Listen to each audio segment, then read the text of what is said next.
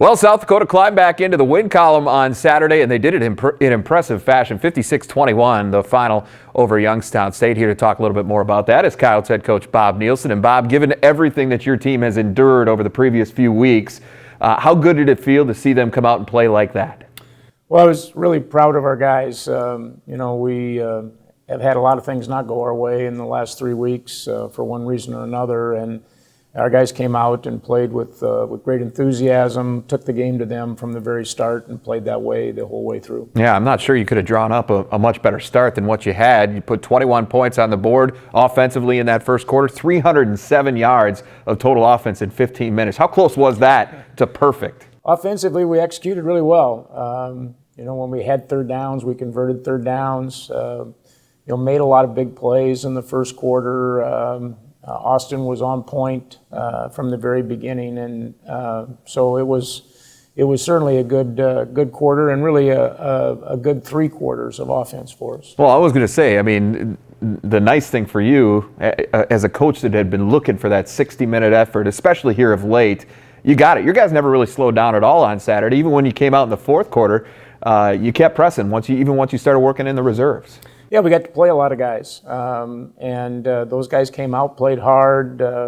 Defensively, had a couple of fourth down stops when Youngstown was pressing to try to get something going. Gave us short fields. Offensively, took advantage of those. We did the kinds of things that you have to do, not just to win a football game, but to win a football game convincingly. The running game was about as good as it's been all season long. He had 327 yards of total rushing on the day against that Penguins talented front.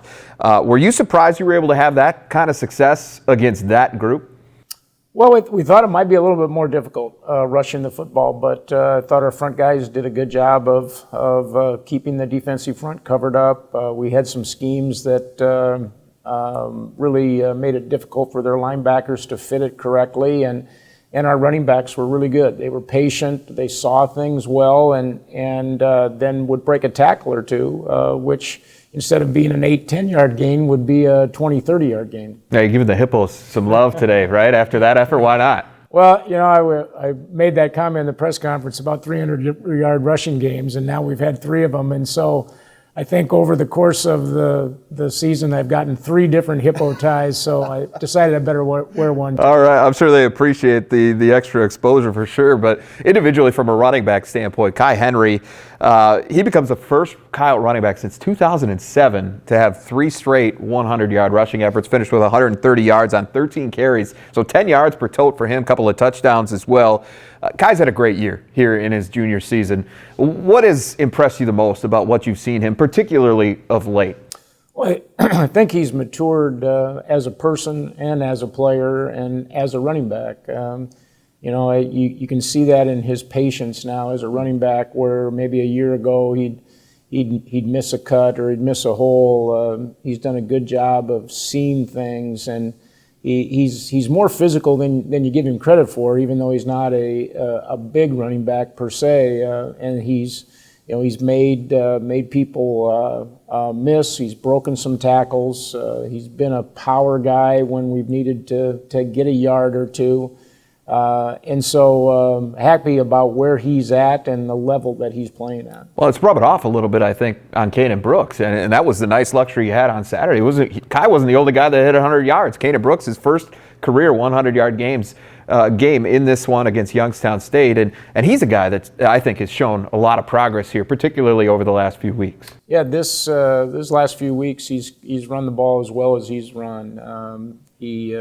He again is also seeing things well, and there's some holes to be seen, which is something that over the last couple of years we've had a harder time creating. And with those 2 guys running hard, Kanan a little bit bigger, a little bit more physical, and I think he showed that on Saturday with some of the runs that he made as well. And both those guys, by the way, shouting out the Hippos. So they're getting a lot of love from everybody, coaches, players alike, for the effort that they've been putting forth here over the last couple of weeks. But we got to give the defense its due as well. This group certainly has taken its lumps at different times this season. They did give up that one big play to Jeremiah Braswell in the first quarter, but I think the key here was how they responded to it, don't you think? I agree. We were good on third down. We also did a good job, with the exception of the one big play, making them work. And when we got them off schedule, and we did that by being good against the run, we were able to get them off the field on a consistent basis. Yeah, allowed just 66 yards rushing on the day to that Youngstown team, which has several good running backs. They got 6 quarterback sacks on the afternoon as well. What does that do for that group's confidence to have a performance like that?